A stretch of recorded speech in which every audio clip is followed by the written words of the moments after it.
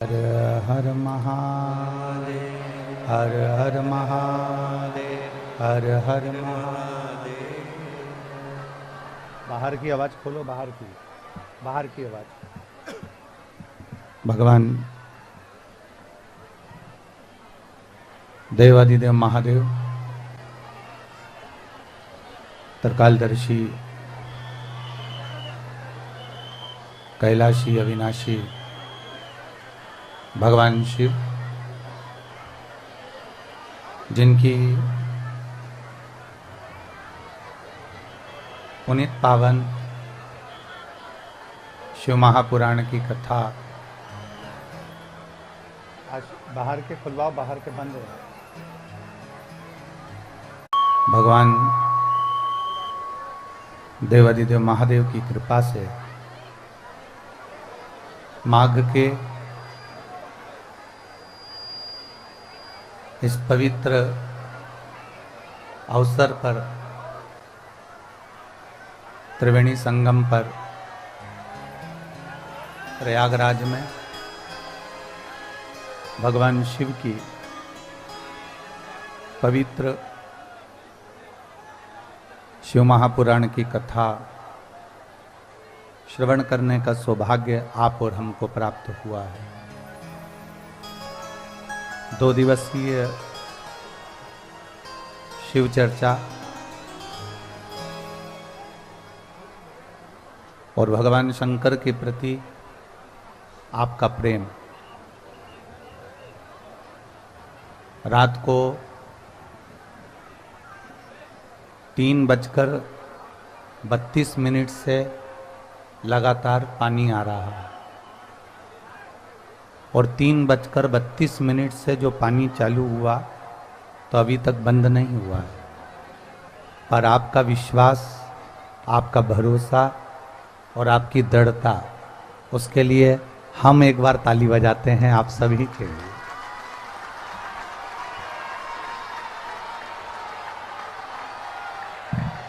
जितनी जगह भी कथा करने गए वहाँ पर पंडाल रहता है, डूम लगा रहता है, तो उसमें भक्त आराम से रुक जाते हैं। पर प्रयागराज की कथा माँ गंगा के घाट पर खुले मैदान में जो हो रही है, ये कथा आप सभी के विश्वास को दर्शाती है, आप सभी के भरोसे को दर्शाती है।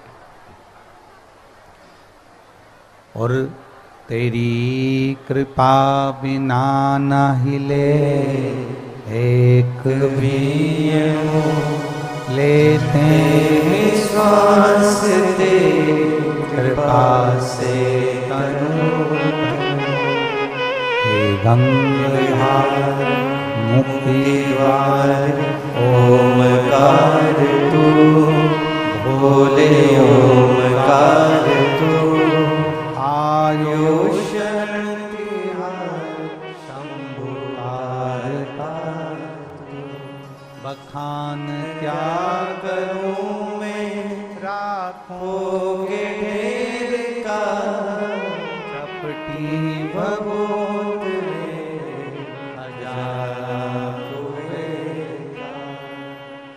गंगाधर मुक्ति द्वार ओमकार तू, भोले ओमकार तू। आयुष तिहार शंभु तार। भगवान देवादिदेव महादेव की पवित्र कथा इस माघ मेले में सतुआ बाबा सेवा शिविर में आयोजित महामंडलेश्वर श्री 1008 संतोषदास जी महाराज जी, सतुआ बाबा जी, जिनकी बड़ी कृपा आप और हमको सभी को प्राप्त हुई, जिससे आप और हम सभी भगवान देवादिदेव महादेव की यह पवित्र कथा श्रवण करने के लिए विराजमान। एक बार सतुआ बाबा जी के लिए जोरदार ताली बजाकर स्वागत वंदन अभिनंदन। जिनका और सबसे ज्यादा अगर धन्यवाद देंगे तो उत्तर प्रदेश पुलिस को और यहाँ के प्रशासन को देंगे, जो पानी में भी बड़े से बड़े ऑफिसर खड़े रहकर, जलवृष्टि में भी सारे जितने भी पुलिसकर्मी हैं, आर्मी के जवान हैं या बीएसएफ के जवान हैं, वे सब सेवा में लगे हुए हैं। भगवान देवादिदेव महादेव की पवित्र हमारे बीच में डीआईजी सर भी यहाँ पर विराजमान है। एक बार जोरदार ताली बजाकर स्वागत वंदन अभिनंदन। शिव की कृपा एक अविरल भक्ति है।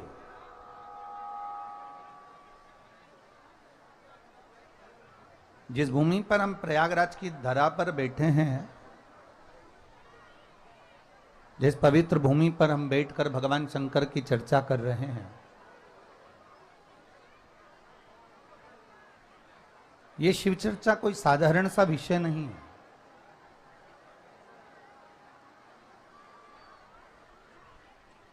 कल भी हमने कथा में कहा था कि जैसे पोलियो की 2 बूंद दवा हमें जीवन में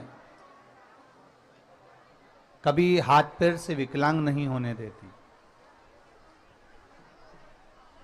पोलियो की 2 बूंद दवा कल हमने कथा में कहा था कि वह हाथ पैर से विकलांग नहीं होने देती। उसी तरह भगवान शंकर की अगर 2 मिनट की भी शिव महापुराण की कथा मिल जाए तो वह हमारे दिल को, हमारे हृदय को कभी कमजोर नहीं होने देती। वो भगवान शंकर की ओर आसक्त बनाकर रखती है। बोल बम का नारा है,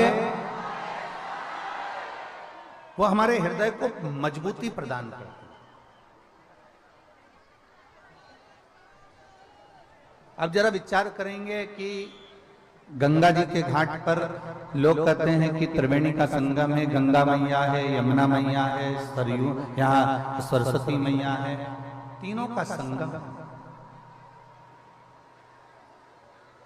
पर शिव महापुराण की कथा कहती है कि यहाँ सबसे बड़ा यदि संगम देखा जाए तो गंगा यमुना सरस्वती से बड़ा संगम है यहाँ संतों का संगम, जहाँ संत साधु सन्यासी तपस्वी साधक उपासक आज से नहीं, कहाँ सतयुग से त्रेता, त्रेता से द्वापर, द्वापर से कलयुग तक लगातार ये वो प्रयाग की भूमि है, ये वो पवित्र भूमि है त्रिवेणी संगम, जहाँ सतयुग से संत साधु सन्यासी तपस्वी साधक उपासक यहाँ तप करते रहे हैं।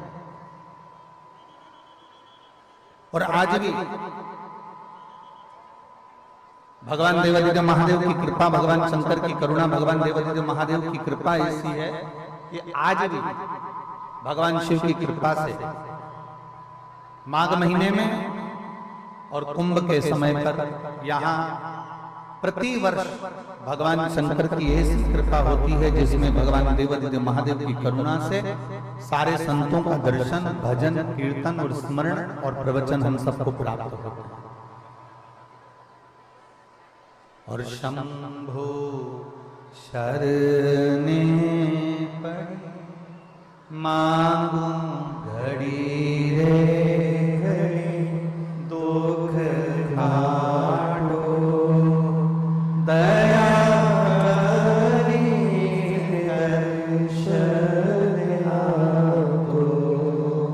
शंभो शरण पड़ी मांगू घड़ी रे घड़ी दुख काटो दया करी दर्शन आपको। शिव कृपा इस प्रयागराज की भूमि पर केवल आप और हम बैठकर तप नहीं कर रहे, आप सभी को ज्ञात होगा भगवान श्री हरि को भगवान नारायण को अपना पति बनाने के लिए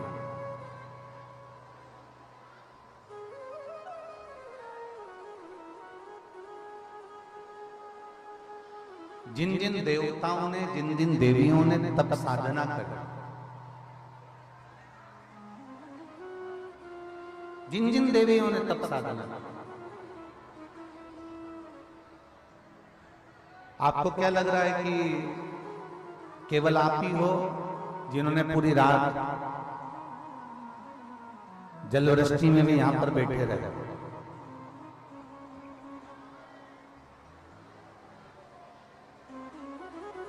इसी प्रयागराज की भूमि जहां 1000 वर्ष तक भगवान नारायण को अपना पति बनाने के लिए माता यमुना ने घोर तप किया, केवल नारायण को पति बनाने के लिए।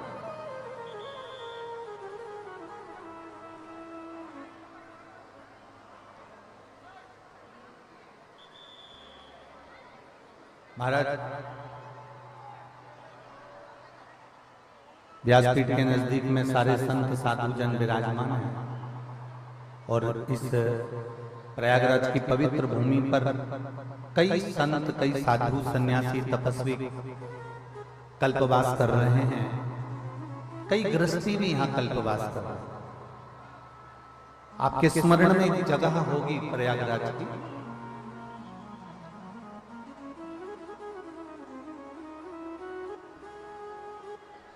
ऐसा तप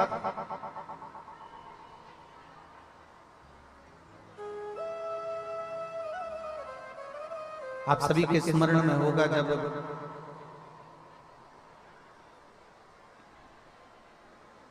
भगवान वामन का अवतार हुआ और वामन भगवान का जब अवतार हुआ तो 3 नदियां प्रकट हुई वामन अवतार के समय में।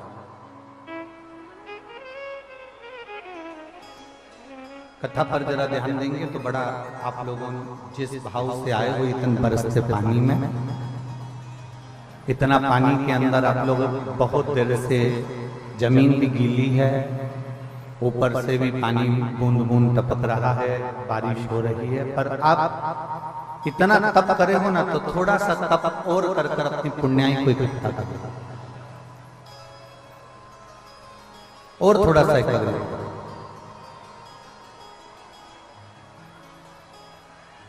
वामन भगवान के अवतार के समय पर 3 नदियां प्रकट हुई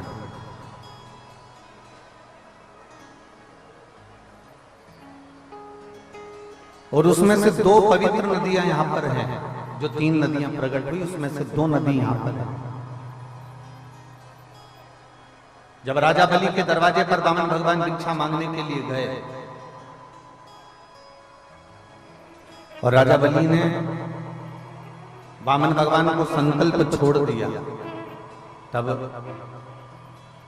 विष्णु पुराण कह रही है, कूर्म पुराण कह रही है, नारद पुराण वर्णन करती है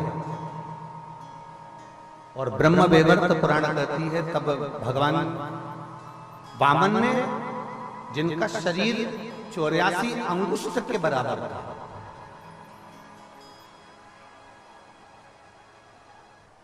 वामन भगवान का जो शरीर था वो 84 अंगुष्ठ के बराबर था। इसलिए आज भी मानव देह जो है ना वो 84 अंगूठे के बराबर है। आप अपने अंगूठे से जब पूरी मानव देह को अंगूठे से लेकर शिखा तक नापेंगे अपने शरीर को तो ये 84 अंगुष्ठ के बराबर अपना शरीर निकलेगा। आप कितने बड़े पर अपने हाथ की अगर अंगूठे से नापेंगे तो 84 अंगुष्ठ के बराबर ये शरीर अपना प्राप्त होगा। तो वामन भगवान 84 अंगुष्ठ का शरीर धारण कर कर, छोटा सा रूप धारण कर कर, एक हाथ में छत्र, एक हाथ में कमंडल, कुशा का आसन बाजू में, और भिक्षा लेने के लिए राजा बलि के दरवाजे पर खड़े हुए। राजन भिक्षाम दे, राजन भिक्षाम दे। बहुत छोटा सा रूप रखकर भिक्षा मांगने के लिए परमात्मा खड़े हैं। और आप सभी को मालूम होगा कि किसके दरवाजे से भिक्षा मांग रहे हैं? जम के बोलो जरा। राजा बलि। राजा बलि को जानते हो ना आप लोग? ये कोई साधारण सा राजा बलि नहीं है। जिस राजा बलि ने पूर्व समय में एक अच्छे ब्राह्मण के घर में जन्म लिया था, पर एक कर्म बेकार करा कि वो जुआ खेलना प्रारंभ कर दिया था। और जुआ खेलता, पर जुए में जीत नहीं पाता था, हमेशा हार जाता। ऐसी कोई घड़ी इस राजा बलि के जीवन में नहीं आई जो पूर्व समय का इसका जन्म था, ब्राह्मण के घर में जन्म लेने के बाद जुआ खेलना, पर ऐसा कोई समय नहीं था जिस समय वो एक बार भी जीता हो। अब उसके पास में कोई भी जुए में लगाने के लिए कोई सामग्री नहीं थी। तब उस बालक ने विचार करा कि अब मेरे पास में कोई सामग्री नहीं तो मैं क्या लेकर आऊं। तब उसी समय पर वो चोरी करने के लिए एक संत के आश्रम में पहुंच गया। एक संत के आश्रम में जैसे ही गया, साधु के आश्रम में जैसे ही गया, संत के दरवाजे पर जैसे ही गया, संत के दरवाजे पर जाते ही उसने देखा कि मैं अंदर संत की कुटिया में मिलेगा क्या, संत की कुटिया में होगा क्या। अब संत के पास मिल क्या सकता है? तो संत की कुटिया में जैसे ही गए और संत की कुटिया में जाकर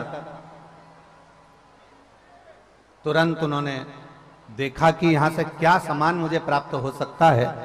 तो देखा तो एक कमंडल संत का रखा हुआ था, एक आसन संत का रखा हुआ था, एक छत्र संत का रखा हुआ था।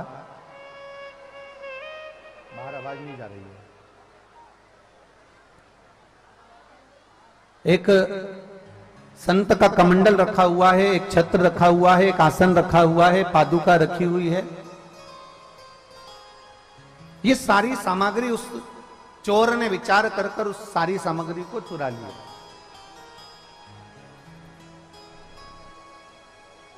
और चोर चोरी कर कर वो सामग्री को लेकर जुए में बैठ गए। अपने सारे मित्रों के साथ जब जुआ खेलने बैठा तो धीरे धीरे कर कर उसने छत्र, कमंडल, आसन, पादुका जो संत के यहां से लेकर आया था वो सारी सामग्री उसने उस जुए में लगा दी। और संत की कोई पुण्याई थी, साधु की कोई पुण्याई थी, गुरुजन की कोई पुण्याई थी। उस पुण्याई के बल पर आज जुआरी जीत गया। और जुआरी जब जीता तो जितने दोस्त उसके साथ में जुआ खेलने के लिए बैठे थे उन्होंने अपनी पूरी पूरी सत्ता, पूरा पूरा वैभव, पूरी पूरी दौलत उस जुए में लगा दी थी, जिसके बल पर वो पूर्ण की तरह से बहुत सारा विजेता प्राप्त कर ली उसने। शिव कथा कहती है, भगवान देवादिदेव महादेव का चरित्र कहता है, जुआरी जिसने संत के दरवाजे की पादुका, संत के दरवाजे का कमंडल, संत के दरवाजे का छत्र, संत के दरवाजे का आसन चुराया था, वो ले जाकर जुए में लगाया और जुए में लगाया। आज पहली बार वो जीता और जीतने के बाद उसने सारी सामग्री अपने पास में रख ली और पूरी सत्ता उसकी हो गई। इतना धन, इतना वैभव आ गया। शिव महापुराण की कथा कहती है कि इतना वैभव उसके पास में आया, इतना वैभव आया कि वो अरबपति खरबपति बन गया। ढेरों संपदा उसके पास में हो गई, ढेरों वैभव उसके पास में हो गया, ढेरों वैभव उसके पास। अब वैभव तो एकत्रित हो गया। हमने पहले भी कथा में कहा है, जब धन बढ़ता है, संपदा बढ़ती है, जब धन और संपदा दोनों बढ़ती है तो हम पहले भी कथा में कह चुके हैं कि 3 मित्र आपके बढ़ जाते हैं। संपदा बढ़ने पर 3 मित्र आपके बढ़ जाते हैं। पहले नंबर का ताली मित्र, आपकी प्रशंसा करने वाला बढ़ जाता है। दूसरे नंबर पर थाली मित्र, होटल में खिलाने वाला बढ़ जाता है। और तीसरे नंबर पर प्याली मित्र, मैं खाने में पिलाने वाला बढ़ जाता है। संपदा बढ़ी कि ये 3 अपने आप बढ़ जाते हैं, आपको ढूंढना नहीं पड़ता इनको। संपदा बढ़ने पर आपको ताली मित्र प्रशंसा करने वाले बहुत मिलेंगे, वाह वाह महाराज बहुत बढ़िया बहुत जोरदार, करे जाओ ये वो, प्रशंसा करने वाले बहुत मिलेंगे। दूसरे नंबर पर थाली मित्र होटल में खिलाने वाले बहुत मिलेंगे। जैसे जैसे धन बढ़ जाएगा ऐसे ऐसे मित्र मिल जाएंगे जो आपको होटल में ले जाकर बिठा देंगे, धीरे धीरे आपको होटल का चस्का लगा देंगे, गलत कार्य में लगा देंगे, उसके बाद आपके धन को पूरा की पूरा जीन जाएंगे। और तीसरे नंबर पर है प्याली मित्र, आपको पीना भी याद नहीं होगा, पर आपके जो मित्र होंगे, जो आपका धन देखकर आपके मित्र बन जाएंगे, वो आपको पीने में लगा देंगे और पूरा बर्बाद कर देंगे। अब ये जुआरी जीत तो गया, धन तो आ गया, पर इसने वेश्या का संग कर लिया, मदिरा का नशा कर लिया, वेश्या को अपना बनाने के लिए बहुत प्रयास करा। एक दिन वेश्या ने कहा, आज मेरा मन कर रहा है कि मेरे बालों में लगाने के लिए मुझे गजरा चाहिए, मुझे मेरे बालों में लगाना है, मुझे गजरा चाहिए। तो जुआरी ने कहा ठीक है मैं तुम्हारे लिए गजरा लेकर आऊंगा। उसने कहा मुझे मेरे गजरे के साथ में खाने के लिए मुझे बीड़ा चाहिए, पान चाहिए, मैं तुम्हारे लिए पान बीड़ा लेकर आऊंगा। आज जुआरी नशे में धुत होकर गजरा और बीड़ा लेकर चला, बीच में राह में ठोकर लग जाती है और ठोकर लगते से नीचे गिर जाता है। जब नीचे गिरा, गजरा और बीड़ा दोनों की दोनों जमीन पर रज में मिट्टी में हो जाता है। मिट्टी में हो गया, बेहोशी में गिर गया। थोड़ी देर बाद इसको होश आया। होश आने के बाद इसने सोचा कि मुझे वेश्या के घर जाना है, पर गजरा और बीड़ा तो मिट्टी में हो गया। अगर मैं वेश्या को ये मिट्टी का सामान दूंगा तो वेश्या मुझसे प्रसन्न नहीं होगी। अब मैं करूं तो करूं क्या? सामने एक शिवालय था, जहां वो गिरकर पड़ा था उसके ठीक सामने एक शिवालय था, शंकर का एक ओटला था। उस शिवालय पर केवल शंकर जी की एक शिवलिंग रखी हुई थी। और इस जुआरी ने विचार करा, मेरे बीड़े में और गजरे में इस शंकर ने नियत लगा दी है, इसमें इन्होंने नजर लगा दी है, इसलिए ये गिर गया। उसने बीड़ा और गजरा उठाया और शंकर के मंदिर में फेंक दिया, शिव के मंदिर में उसे फेंका। महाराज शिव के मंदिर में जब गजरा और बीड़ा फेंका, चले गया। 8 महीने पूरे हुए और इसके प्राण छूट गए। प्राण छूटने के बाद ये यम की कैद में पड़ गए। जब यम की कैद में पड़ा तो यमराज ने चित्रगुप्त महाराज से पूछा कि इसके पाप और पुण्य गिने जाएं। तो महाराज इसने कोई पुण्य नहीं करा, ब्राह्मण कुल में जन्म लिया पर हमेशा झूठ बोला। ब्राह्मण कुल में जन्म लेने के बाद भी ये गलत कर्म करता रहा, जुआ खेलता रहा, मदिरापान करता रहा, वैश्यवृत्ति करता रहा, गलत गलत कार्य करता रहा, इसलिए इसने कोई पुण्य नहीं करा, इसको नरक में फेंका जाए। यमराज ने कहा ऐसा हो नहीं सकता, मृत्यु लोक में अगर किसी का जन्म होता है तो वो जिंदगी में एक ना एक पुण्य जरूर करता है।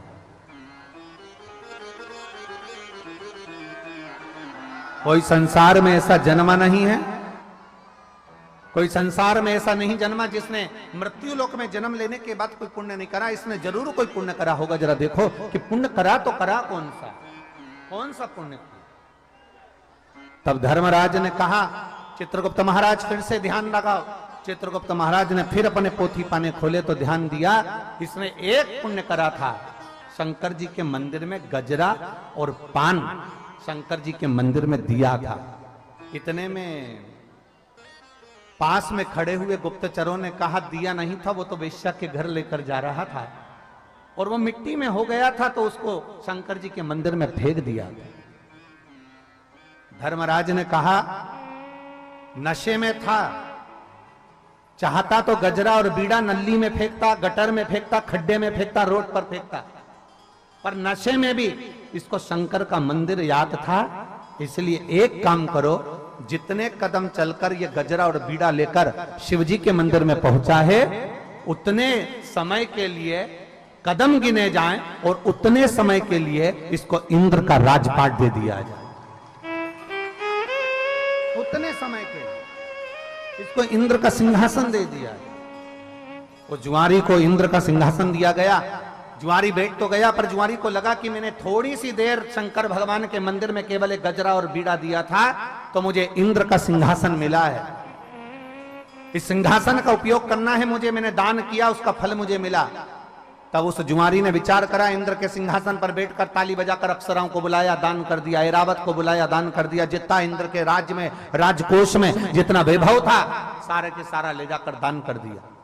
जैसे ही दान करा 14 घड़ी के बाद में वो जुआरी नीचे उतर गया, इंद्र वापिस अपनी कुर्सी पर बैठ गए।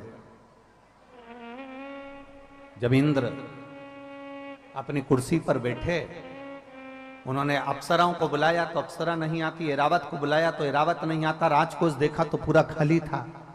इंद्र दौड़कर भगवान नारायण के पास पहुंचे, श्री हरि के पास पहुंचकर कहा, बाबा बड़ा गजब करा, इस जुआरी ने तो मुझे बर्बाद कर दिया, मेरे राजकोष को पूरा नष्ट कर दिया, सब कुछ दान कर दिया। भगवान नारायण ने कहा, रे इंद्र, तू इतने सालों से कुर्सी पर बैठा था, जो तू नहीं कर पाया इतने सालों में, वो 14 घड़ी बैठकर अपनी कुर्सी का सदुपयोग कर कर सब कुछ अच्छा कर कर चले गया। सही सत्ताधारी, सही कुर्सीधारी ऐसा ही होता है, जब अपनी कुर्सी पर बैठता है तो अपने देश और प्रदेश को बचाने का ही प्रयास करता है। सही सत्ताधारी होगा, वो बचाने का प्रयास करेगा। हमने कल कथा में एक बात कही थी, आप लोगों के स्मरण में होगी, कि कुर्सी मिल जाए, पद मिल जाए, प्रतिष्ठा मिल जाए, आप अच्छे ओहदे पर पहुंच जाएं, तो सबसे ज्यादा जरूरी होती है आपकी नम्रता, आपकी विनम्रता, बहुत जरूरी।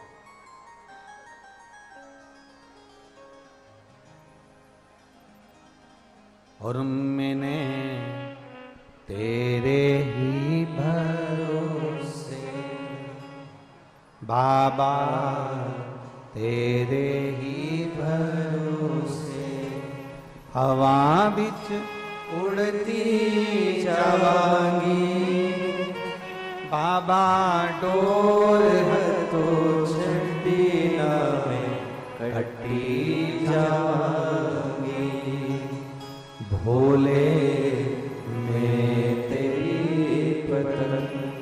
शंभु में तेरी पतन, हवा बिच उड़ती जावांगी, बाबा डोर तो छड़ी ना में कटी जावांगी, भोले में तेरी पतन। स्वयं धर्मराज कर रहे, स्वयं धर्मराज कह रहे हैं कि इसने जितने कदम शिव के मंदिर तक ये गया है, जितने कदम चलकर ये शिवालय तक पहुंचा है, उतने कदम के लिए, उतने क्षण के लिए, उतनी घड़ी के लिए, उतने पल के लिए इसको इंद्र का सिंहासन दे दिया है। आप लोग जाते हो शिव मंदिर? जम के तो बोलो जरा। आप सब अगर शिव मंदिर जाते हो तो जरा विचार करिएगा, वो जुआरी 14 कदम चलकर शिव मंदिर तक गया तो 14 घड़ी के लिए उसको इंद्र का सिंहासन दे दिया। अगर आप रोज देवाधिदेव महादेव के दरवाजे तक जाते हो तो क्या मेरा महादेव आपकी झोली खुशियों से नहीं भरेगा? आप रोज जाते हो, तेरे मंदिर में आना मेरा काम है और मेरी बिगड़ी बनाना। अगर हम उसके दरवाजे तक जा रहे हैं तो वो क्यों ना हमारे संभाले।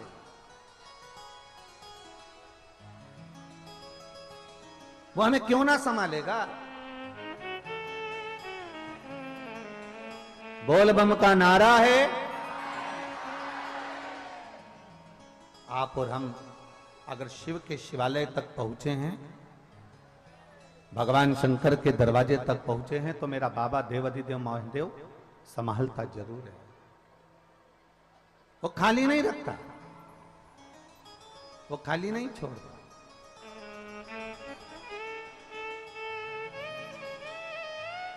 तेरे दरबार की बाबा निराली शान देखी है, तेरे दरबार की बाबा निराली शान देखी है, तुझे देते नहीं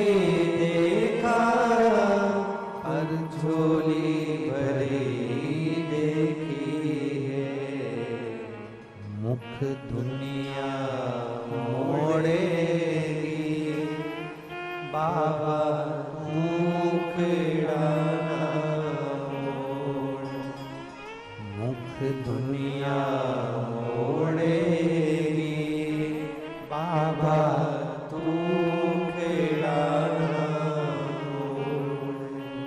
मैनू लगी परीती बाबा तू हम शिव के भरोसे, हम शंकर के भरोसे, हम शिव के आश्रित होकर आए, शिव के आश्रित। मेरी जीजियों,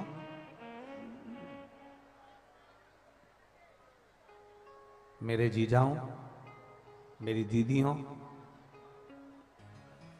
मेरी बेटियों, बेटाओं, मेरी माताओं, भाई, एक बात अपनी बुद्धि में बिठा कर रख लो, एक बात अपने चित्त में बिल्कुल बिठा कर रख लीजिए। संसार में जिसका जन्म हुआ है, माता के गर्भ में जब हम पड़े रहे, उस समय देवादिदेव महादेव ने हमको संभाला, और जब हम माता के गर्भ से बाहर निकले, जब हमारा जन्म हो गया, पृथ्वी पर हम आ गए, मृत्यु लोक में हम पैदा हो गए, पृथ्वी पर हम जन्म ले लिए। शिव कथा कहती है, शिवजी ने माता पार्वती जी को नंदनवन में एक बात कही थी कि पार्वती, जब पृथ्वी पर पशु, पक्षी, जलचर, थलचर, वायुचर या मनुष्य, जानवर, कोई भी पृथ्वी पर जब जन्म लेता है, एक छोटा सा छोटा जीव भी अगर पृथ्वी पर जन्म लेता है, तो शिव कहते हैं उसके भरण पोषण की जवाबदारी मेरी होती है। इसलिए लोग मुझे हमेशा विश्वनाथ कहते हैं, क्योंकि मैं किसी को अनाथ नहीं छोड़ता।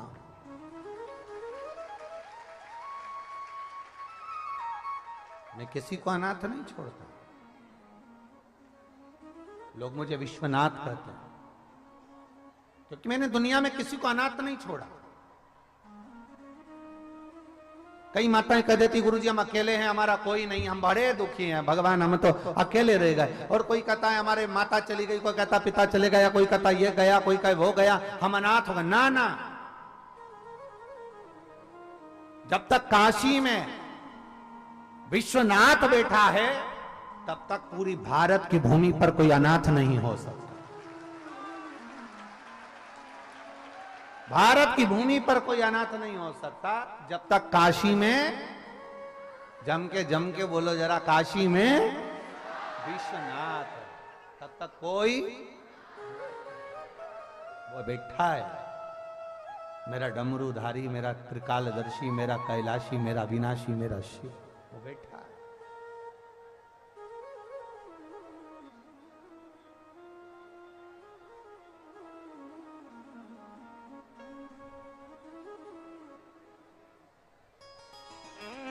कल हमने आपको कहा था,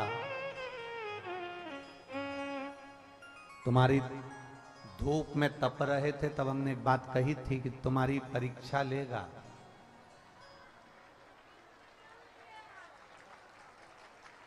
परीक्षा लेगा। और आप लोगों ने जो कथा प्रयागराज की भूमि पर सुनी है ना, त्रिवेणी संगम पर, वो भी शिव जी की 2 दिवसीय शिव चर्चा, तो हमने कहा था उसको ईर्ष्या हो रही है। और हमने कल कहा था कि बरस सकता है। अब हमको क्या मालूम था कि इतनी जल्दी सुन भी लेगा। इतना अंदाजा थोड़ी ना था महाराज जी, ये इतनी जल्दी सुन लेता है। और 4 बजे कहा, 3:31 से चालू हो।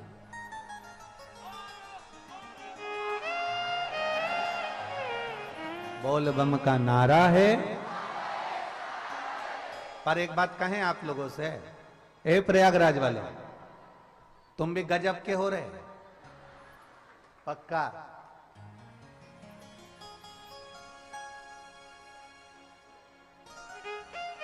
हमने एक बार पहले सुना था, हमने अपनी जिंदगी में कभी देखा तो नहीं, पर ऐसा सुना था कि जो पियक्कड़ होता है ना वो टलता नहीं है। आज समझ में आ गया कि शिव कथा के पियक्कड़ भी नहीं टलते। पक्का।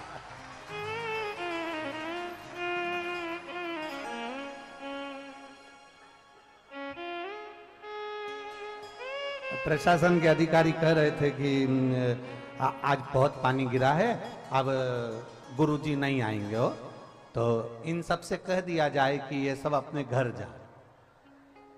तो इतने में कोई ने कहा आप कह दो कि जाओ, पर कई लोगों ने कहा भी, आप लोगों से बोला था जाओ थोड़ा इधर चले जाओ, उधर चले जाओ, नहीं कहा ना। कितने अच्छा भाव है देखो अब, और कहे सो जाओ तो कोई तुम जाने वाले हो है? तुम ना जाओ।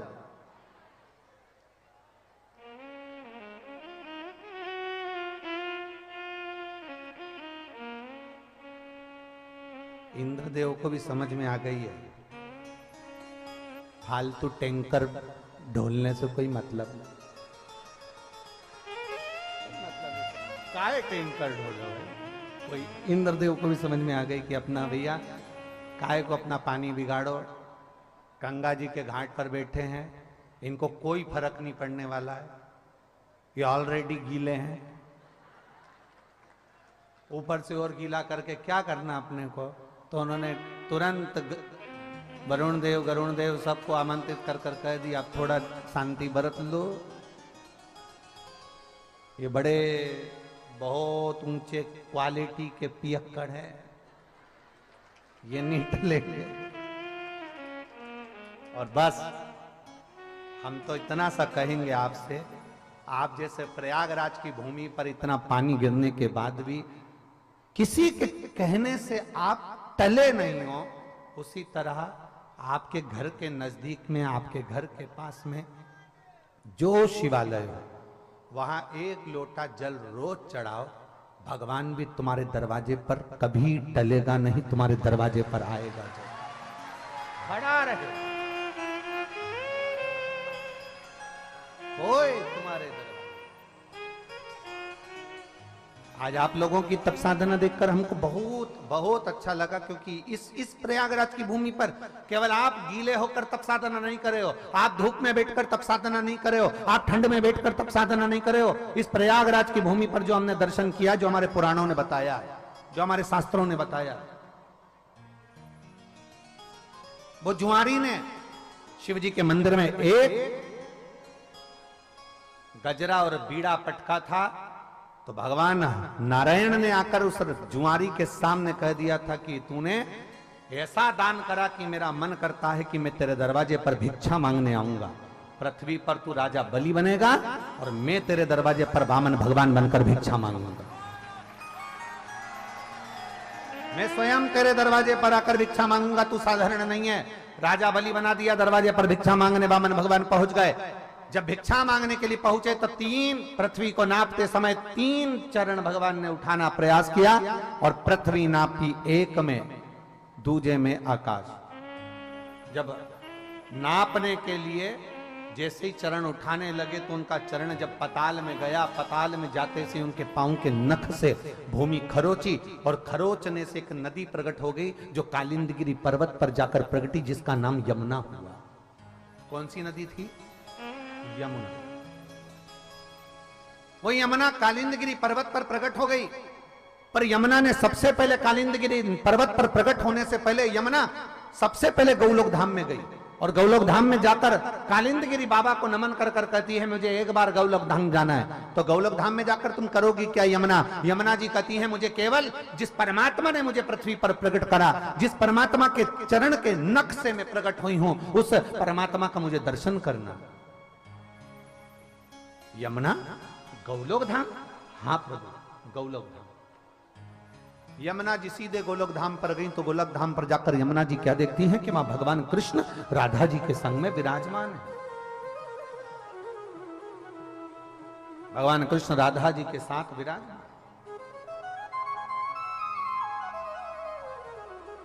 और राधा जी के साथ भगवान कृष्ण विराजमान थे। बड़े आनंद में झूला झूल रहे थे। यमुना जी ने जाकर जो नारायण का दर्शन करा, भगवान हरि विठल का दर्शन करा, भगवान पांडुरंगा का दर्शन करा, भगवान कृष्ण का दर्शन करा, भगवान विष्णु का दर्शन करा, जो दर्शन किया तो उसी समय पर यमुना जी के हृदय में आ गया, जैसे राधा भगवान कृष्ण के पास में बैठी है, मुझे भी उस नारायण के करीब में बैठना है और मुझे भी इनकी पटरानी बनना है। मैं भी पटरानी बनूं, पर पटरानी बनने के लिए कोई सहजता नहीं है, कोई साधारणता नहीं है।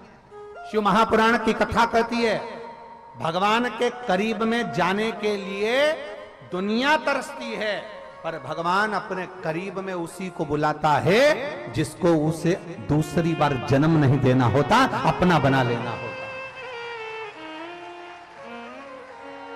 दुनिया तरसती है। आप जैसे कथा में आए हो ना, ऐसे ढेर ना जाने कितने लोग विचार करते होंगे हम प्रयागराज की कथा होगी ना, हम जाएंगे, हम पक्का जाएंगे। मालूम पड़ा निकलने वाले थे, बुखार आ गया।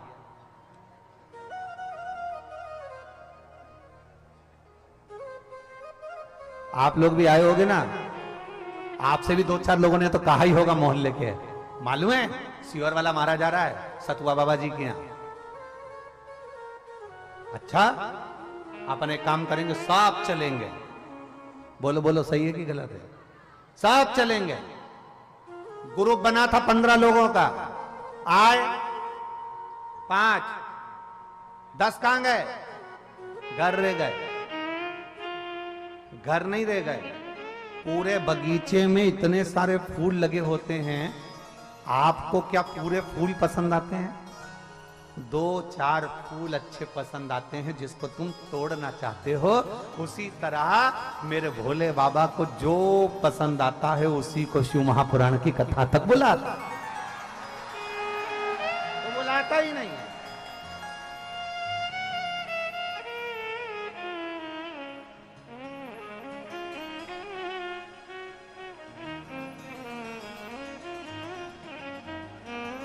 मेरा शंभू बुलाता ही नहीं, बुलाएगा उसी को जो उसको पसंद आए। आप अगर यहां बैठे हो, कथा के पंडाल में बैठे हो, कथा के मंडप में बैठे हो, आप अगर प्रयागराज की पवित्र धरा पर बैठकर शिव महापुराण की कथा सुन रहे हो, और जितने लोग आस्था चैनल पर टीवी के माध्यम से, मोबाइल के माध्यम से, यूट्यूब फेसबुक के माध्यम से, जितने इस विश्व में सभी सनातनी जिस पवित्र शिव महापुराण की कथा को माघ मेले से श्रवण कर रहे हैं, 2 दिवसीय कथा को, आप समझ कर बैठना कि आप भगवान शंकर के पूर्व से रिश्तेदार थे और अब पक्के रिश्तेदार बन चुके हो। अब पक्के रिश्तेदार, इसलिए सारी समस्या का हल, और वो एक लोटा दे।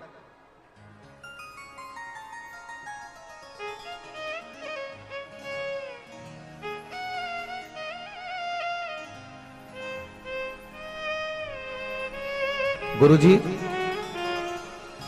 मेरा बेटा साहिल सिंह जो कि 16 साल का है,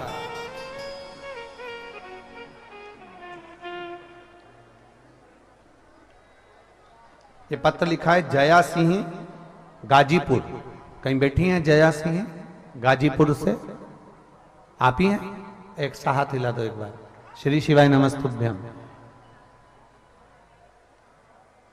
बेटा आया है? लिया इसको, लिया लिया। गुरुजी, मेरा बेटा साहिल सिंह जो कि 16 साल का है, उसके गले में गांठ हो गई थी। उसके गले में गांठ हो गई, वो गांठ बढ़ती चली जा रही थी, पूरा गला उसका सूज गया था। गाजीपुर डॉक्टर को दिखाया तो जांच हुआ, दवा ली, लेकिन कोई फायदा नहीं हुआ। फिर हम उस बेटे को लेकर बनारस के लिए चले गए और बनारस में दिखाई, वहां भी बहुत सारी जांच हुई, दवा लेकर घर आए, पर आराम नहीं लगा। 2 साल हो गए, दवाइयां पर दवाइयां चलती रही, पर गांठ ठीक नहीं हुई। बाबा, हम क्या वर्णन करें? वापिस जब हम बनारस डॉक्टर को दिखाने के लिए गए तो डॉक्टर ने कहा इसका ऑपरेशन होगा, गठान निकलना पड़ेगी और ये गठान बहुत बड़ी हो गई है जो जांच के लिए जाएगी। गठान को ऑपरेशन द्वारा निकाला जाएगा।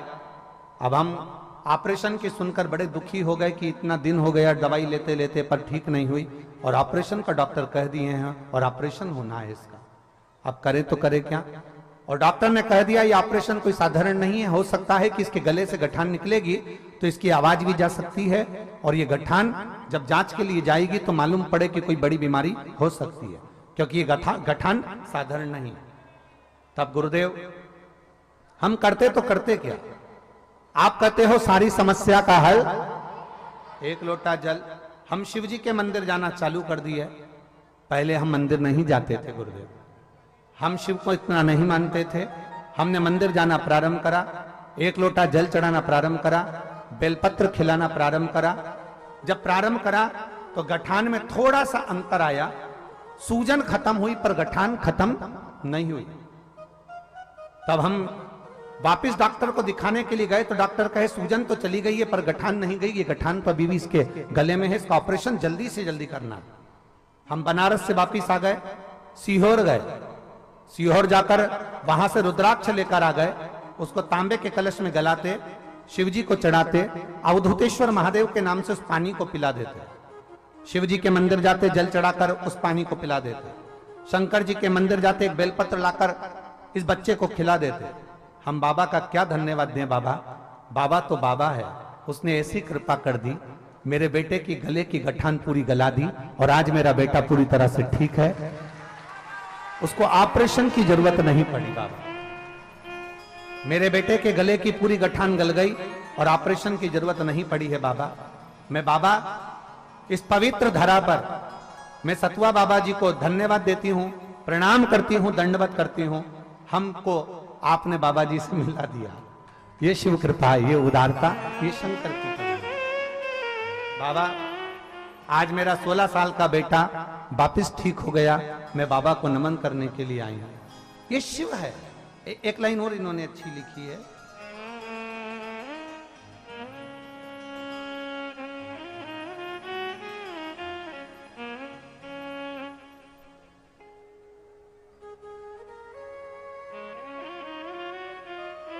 मेरा बेटा गुरुजी बहुत मुश्किल के बाद तो मेरे को मिला, बहुत मुश्किल के बाद तो इसका जन्म हुआ और उसको इतनी तकलीफ हो गई थी जिसको देखकर हमको भी रोना आता था।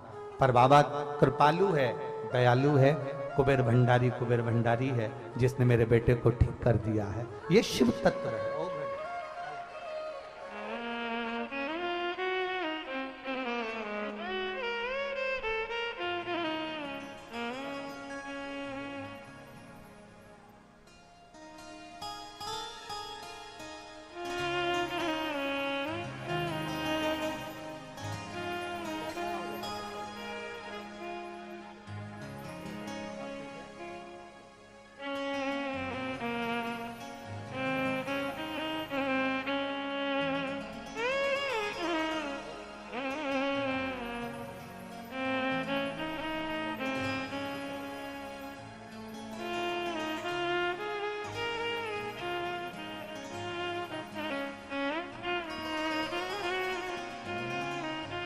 माता कह रही हैं उनकी इतनी बड़ी गठान हो गई थी, बिस्तर पर पड़ा रहता था पर उठता नहीं था।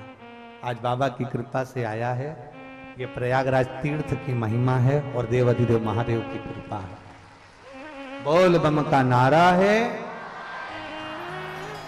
शिव तत्व की प्राप्ति, शंकर ओघड़। आप उसे दिल से रिझाएंगे, वो दिल से मिलता है। आप उसे दिल से पुकारेंगे, वो दिल से आपके सम्मुख में होगा। आप जितना जितना विश्वास से भगवान को रिझाते हैं, भगवान उतने विश्वास को जीतकर आपका होता है। 10 दिन मंदिर चले गए और विचार करा कि मुझे भगवान शंकर सब कुछ दे दे, तो ये कठिन है हमारा, बहुत कठिन। आप ये ना सोचिए, आप में से कई लोग ऐसे भी हैं जो 8 दिन 15 दिन 20 दिन मंदिर चले जा, मैं मंदिर जाने के बाद में विचार करें कि भगवान हमारी सुन ले, वापिस मंदिर जाना बंद कर दे, भाई ये सहजता नहीं होती, ये सहजता नहीं। और मेरे भोले तेरा सहारा है, मेरे भोले तेरा सहारा है, मेरी नैया का तू किनारा है, मेरी नैया का तू किनारा है। मेरे बाबा तुझे पुकारा है, मेरे बाबा तुझे पुकारा है, मेरी नैया का तू किनारा है, मेरी नैया का तू किनारा है। आप आए हो प्रयागराज की धरा पर बैठे हो, आप आए पहले भी होगे प्रयागराज की भूमि पर, ऐसा नहीं होगे कि आप पहले नहीं आए होगे। पर पहले आए थे तो गंगा यमुना सरस्वती का स्नान करने के लिए आए थे, पहले आए थे तो प्रयाग का मेला घूमने के लिए आए थे, पहले आए थे तो कुंभ का मेला घूमने के लिए आए थे, पहले आए थे तो प्रयाग का शाही स्नान करने के लिए आए थे। पर आज आप त्रिवेणी के संगम पर आप मेला देखने के लिए नहीं आए हो, आज त्रिवेणी के संगम पर आप मेला घूमने के लिए नहीं आए हो, आज त्रिवेणी के संगम पर आप देवाधिदेव महादेव से, जो आज जगत का पिता है, उसको गले लगाने के लिए आए हो, इसलिए यहां पर।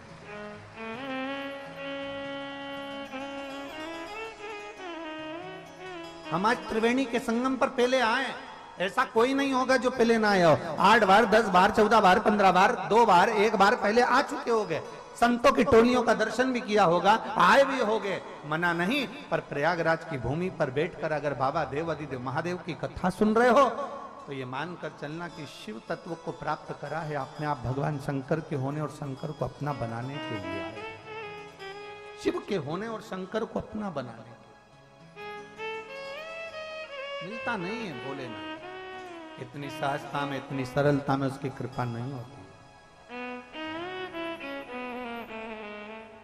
आज हम एक बात आप लोगों को बताना चाहेंगे, हमने सतुआ बाबा जी को भी ये बात नहीं बताई।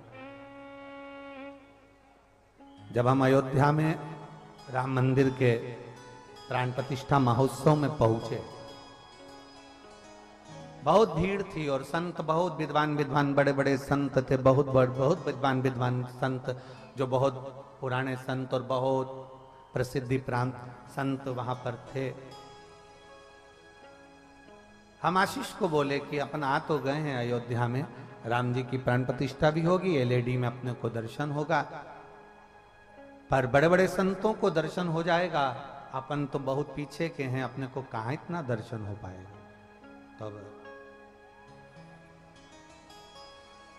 हम महादेव से कहे, हमने कहा बाबा अब तुम्हारे ऊपर है, और आप मानेंगे नहीं, जैसे ही प्राण प्रतिष्ठा महोत्सव में पहुंचे सतुआ बाबा जी हाथ पकड़कर हमको आगे बिठा दिया। और दूसरा, ऐसी राम जी की कृपा हुई कि राम जी का ही स्वरूप, राम जी के ही कृपा पात्र, जो पूरे विश्व में राम कथा को अपनी जिंदगी में अनमोल मोती के रूप में प्रदान करते रहे, परम पूज्य मुरारी बापू जी, जिन्होंने संपूर्ण देश विदेश में एक रतन के रूप में राम कथा को दिया।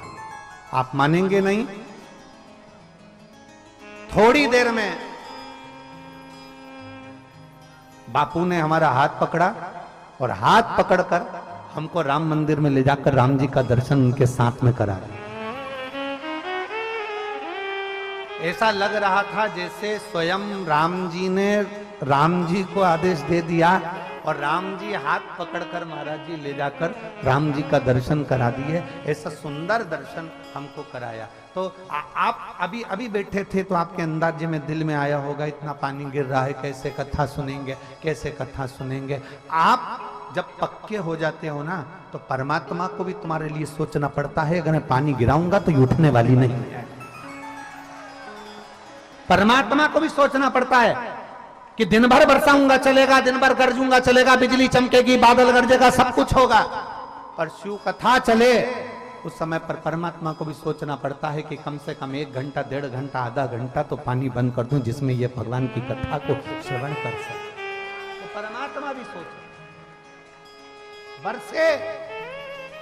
और हम प्रयागराज की भूमि पर बैठे हैं तो हम तो कहेंगे आप लोगों से, इस प्रयागराज की धरा पर हमारे भोलेनाथ जी बड़े प्रेम से कहते हैं पार्वती जी से, पार्वती सुनो, लोग कहते हैं शंकर के मंदिर में सावन में क्यों जाना चाहिए, लोग कहते हैं शिव जी के मंदिर सावन में लोटा भर के जल क्यों चढ़ाना चाहिए, दुनिया के लोग कहते हैं सावन के महीने में इतना पानी गिरता है तो शंकर के मंदिर में जाना क्यों जरूरी होता है। शिव जी पार्वती से कहते हैं सुनो पार्वती,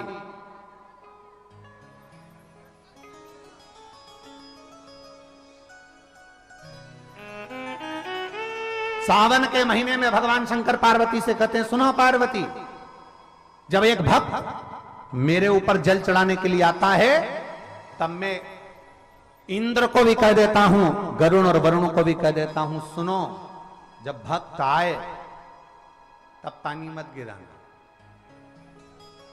जब भक्त आ जाए तब पानी गिराना। क्यों? समझ में आया?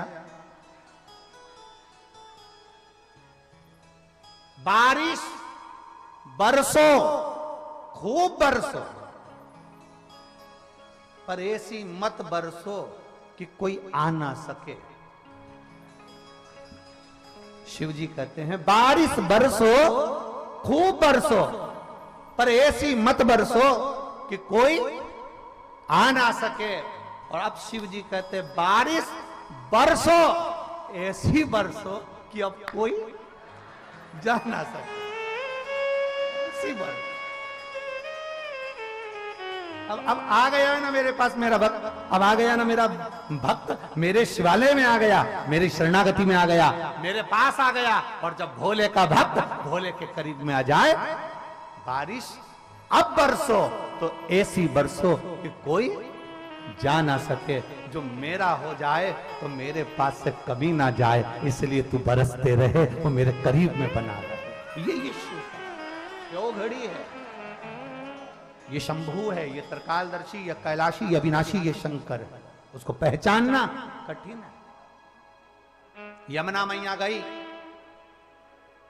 जो उन्होंने गोलोक धाम में दर्शन करा भगवान का, विचार कर लिया कि मुझे पटरानी बनना है भगवान नारायण की, पटरानी बनना है भगवान कृष्ण की, अब करूं तो करूं क्या।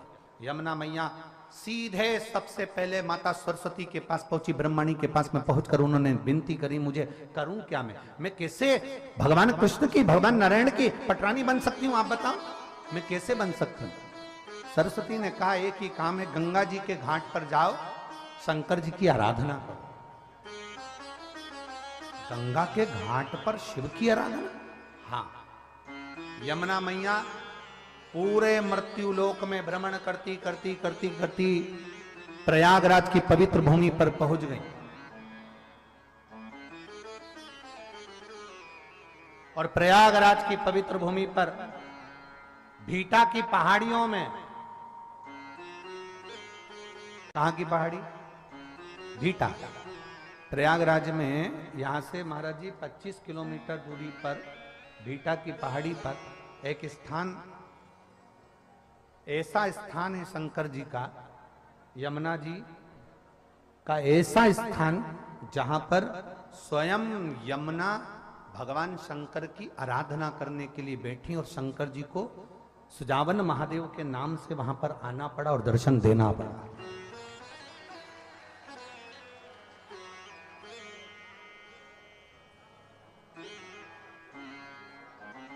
क्या बोलते हैं उसको? गुप्तेश्वर महादेव, बीटा के पास स्थान। यमुना मैया प्रयागराज की पवित्र भूमि पर आ गई और प्रयागराज की पवित्र भूमि पर आकर यमुना जी गंगा जी के घाट पर आराम से बैठकर तप साधना में लीन हो गई। इतनी लीन हो गई, हजारों वर्ष निकल गए पर भगवान भोलेनाथ जी का दर्शन नहीं हुआ। अब याद रखना, जरा बहुत अच्छी बात आपके सामने कहना चाहेंगे, आप स्मरण में लाएंगे, और जितने आस्था चैनल पर सुन रहे हैं, फेसबुक यूट्यूब पर सुन रहे हैं, वो ध्यान लगाएंगे,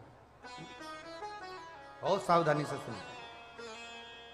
हजारों वर्ष का तप करिए, शिव जी प्रसन्न नहीं होते। हजारों वर्ष की साधना करिए, शिव जी प्रसन्न नहीं होते। यमुना जी की कथा कर रही है, सुजावन महादेव की कथा कर रही है, भगवान शंकर का तप कर कर कर यमुना जी बहुत वर्ष बीत गए, पर भगवान प्रसन्न नहीं हुए। तुम भी 1000 वर्ष तक नेत्र बंद कर कर साधना लगा कर बैठ जाओ, शिव जी नहीं प्रसन्न होंगे। तुम वन में जाकर बैठ जाओ, महादेव प्रसन्न नहीं होंगे। 1000 वर्ष तक तप करो, महादेव प्रसन्न नहीं होंगे। यमुना जी को लगा कि मेरे तो महादेव प्रसन्न नहीं हो रहे, मैं करूं तो करूं क्या। उसी समय उन्होंने गंगा जी का ध्यान किया। यमुना जी ने गंगा जी के हाथ जोड़े, हे गंगा मैया, गंगा मैया आप कृपा करो, हमें बताओ महादेव कैसे प्रसन्न होंगे। एक बार भी यमुना जी ने गंगा जी से यह नहीं कहा कि नारायण कैसे प्रसन्न होंगे, क्योंकि नारायण से विवाह करना है ना इनको डायरेक्ट। अगर नारायण से विवाह करना है तो नारायण को प्रसन्न करना था, पर ये नारायण को प्रसन्न नहीं कर रही है, महादेव को प्रसन्न कर रही है। हमारे जो डॉक्टर होते हैं ना, वो भी बहुत अच्छे वेद पुराण पढ़े होते हैं, इसलिए डॉक्टर साहब कभी भी एक गोली नहीं देते, एक गोली के साथ दूसरी गोली लगा कर देते हैं। वो कहते हैं ये गोली सुबेरे खा लोगे, फिर ये गोली भोजन के, जम के बोलो जरा, भोजन के बाद खाना। ये भोजन के पहले खाना, ये भोजन के बाद खाना। डॉक्टर भी 2 गोली देता है, 1 गोली नहीं देता। उसी तरह महादेव की कथा कहती है, यमुना जी ने विचार करा कि मैं सीधे नारायण से अगर मांगूंगी तो नारायण मुझे पटरानी नहीं बनाएंगे, पर शंकर भगवान की बात नारायण कभी टाल नहीं सकते, इसलिए मैं नारायण को अगर मांगू उससे पहले मैं महादेव से मांग लेती, मैं शिव से मांग लेती। अब गंगा जी से कहा, गंगा जी आप बताओ। गंगा जी बोलती हैं कि आप एक काम करो कि तुम 1000 वर्ष की तप साधना करोगे तो महादेव प्रसन्न नहीं होंगे, तुम नेत्र बंद कर कर बैठी रहोगी तो महादेव प्रसन्न नहीं होंगे, तो मैं क्या करूं। तब यमुना जी से गंगा जी ने कहा, बालू रेत का शिवलिंग बनाओ, उसकी पूजन कर कर 1 लोटा जल चढ़ाओ। अब देखो, आपसे भी हम एक ही बात कहते हैं, सारी समस्या का हल। आज तक हमने ये नहीं कहा कि तुम्हारी समस्या भारी है तो आंख बंद करके बैठो, उठो ही मती, खाओ मती, सो मती। हमने ये बोला कभी? हमने तो एक बात बहुत अच्छी कही तुमसे, खूब खाओ पर लोगों के प्राण मत खाओ।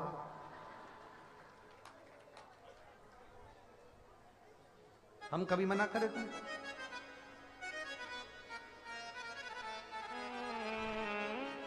शिव महापुराण की कथा में सबसे शुरू में वेद व्यास जी वर्णन करते हैं शिव कथा सुनने का नियम।